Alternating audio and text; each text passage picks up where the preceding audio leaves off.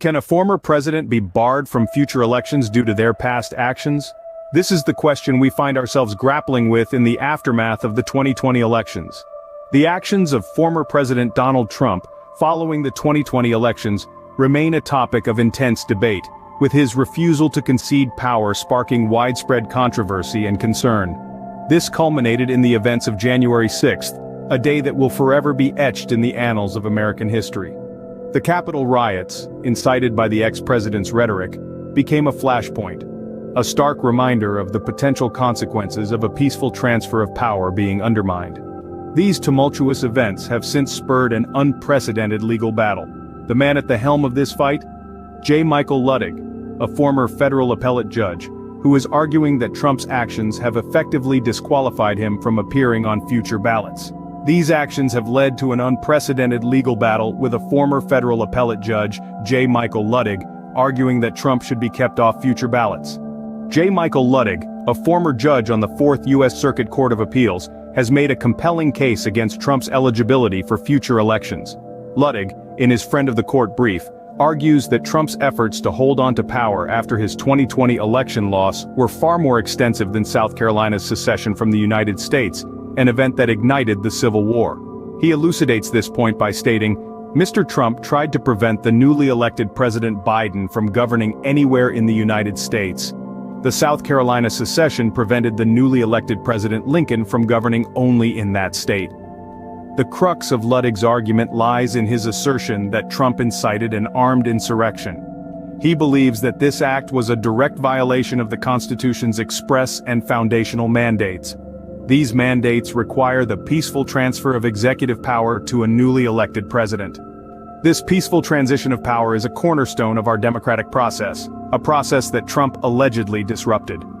Luttig puts forth an intriguing perspective, suggesting that Trump's actions, in essence, amounted to a nationwide secession, a bid to prevent governance by the duly elected president across the entire country.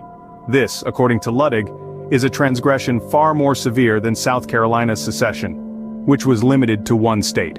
But Luttig does not stop there. He further elaborates that by inciting what he describes as an armed insurrection, Trump engaged in an act of rebellion against the very Constitution that he had sworn to uphold. This, Luttig argues, is in direct contravention of Section 3 of the Constitution, a section that explicitly disqualifies individuals who have engaged in insurrection or rebellion against the same. According to Luttig, by inciting this insurrection, Trump disqualified himself under Section 3 of the Constitution.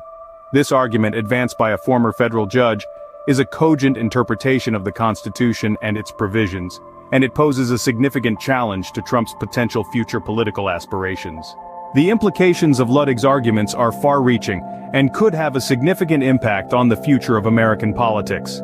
First, let's consider the potential outcome if the Supreme Court rules in favor of Luttig's arguments. This would set a precedent that extends beyond Mr. Trump, potentially impacting future presidents and their conduct in office.